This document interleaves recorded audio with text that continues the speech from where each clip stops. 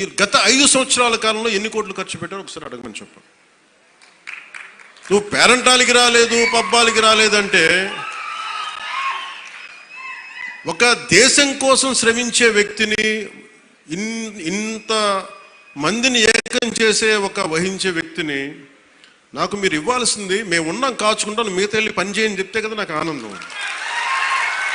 అలా కాకుండా వచ్చి నేను వ్యవస్థని బలోపేతం చేయడానికి వచ్చాను. అంటే నా అవసరం లేని నిజమైన నాయకత్వం ఏంటి?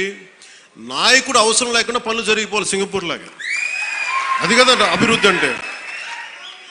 ఏ పని కావాలన్నా ఎమ్మెల్యే గారి ఇంటికి వెళ్తే కానీ పనులు అవ్వండి. అట్లా అంటే అది అభివృద్ధి కానట్టే కదా. లెక్క అంటే గత ప్రభుత్వంలో మీరు ఎంత ఖర్చు పెట్టారో ఒకసారి చూడండి. నేను గత ఏడాది 308 కోట్లతోటి పిఠాపురం అభివృద్ధికి మనం ఖర్చు పెట్టాం. మీరు చూడండి.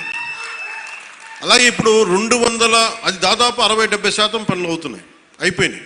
ఇంకా 30% మిగిలినాయి. ప్రాబబ్లీ టార్గెట్ ఇచ్చింది మార్చికి అయిపోవాలి. ఇప్పుడు మనం 211 కోట్లతోటి అదనపు అభివృద్ధి కోసం మనం ముందుకు తీసుకెళ్తాం. అంటే ఇది 26 కోట్లతోటి ప్రారంభమైనవి, మన పని పూర్తయినవి, ప్రారంభోత్సవాలు చేశాం. మీరు అడగాల్సింది గత ప్రభుత్వ నాయకులను వచ్చి, వాళ్ళు వారి పాలనలో ఏం చేశారని అడగాలి. వాళ్ళు తిట్టేశారు, తిమ్మేశారు అని చెప్పి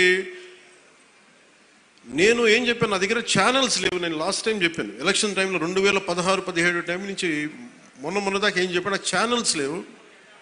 మీరే నా గళం, నా జన సైనికులకి, మా వీర మహిళలకి చెప్పాను. మీరే నా బలం. నాయకులకు ఒకసారి ఇష్టపడి రావచ్చు, ఒకసారి ఇష్టపడి వెళ్ళిపోవచ్చు, కానీ నా గుండెల్లో ఉన్నది మీరు నిరంతరంగా నాది ఉండరు, నాకు తెలిసిన. ఇది మీరు బయట నుంచి వచ్చి దేనికి పడినా సరే, ఒక స్కూల్లో 2 చిన్నపిల్లలు కొట్టుకున్నా దాన్ని మీరు గొడవ చేసేద్దాం అనుకుంటే నేను ఏం చెప్పాను దానికి? మీరు అక్కడ పులివెందులు అక్కడ వాళ్ళ సొంత బాబాయ్ గారిని చంపినా కానీ అది న్యూస్ కాదు. ఇక్కడ ఇద్దరు బిడ్డలు పుట్టినా కొట్టుకుంటాం, స్కూల్లో కొట్టుకోరా? నాయకులే కొట్టుకుంటున్నప్పుడు స్కూల్లో చిన్నపిల్లలు ఎందుకు మాట అనుకోరు? పెద్ద స్థాయి ఆలోచన పరిధుల నాయకులే మాట అనుకున్నప్పుడు చిన్నపిల్లలు ఏదో అనుకుంటారు, దాని కులాలు పట్టుకొచ్చేస్తాం. మరి ఇదే మీరు అడగాల్సిన ప్రశ్న. మన జనసేన నాయకులు కూడా చెప్తున్నా, కూటమి నాయకులు కూడా చెప్తున్నా,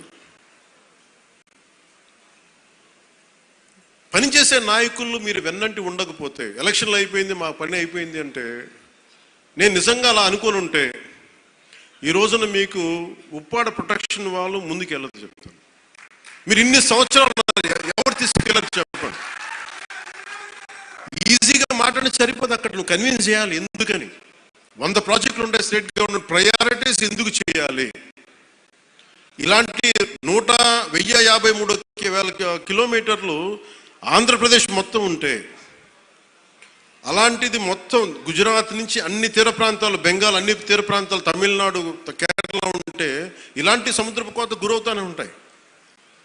కానీ మీకే ఎందుకు ఇవ్వాలి అని సెంట్రల్ గవర్నమెంట్ అడుగుతుంది. ప్రత్యేకత ఏంటి అని. అది మన కన్విన్సింగ్ ఆర్గ్యుమెంట్. ఎందుకు పనిచేస్తే నువ్వు దేశ నిర్మాణం కోసం పనిచేసేవాడివి, మనుషుల్ని విడగొట్టేవాడివి కాదు.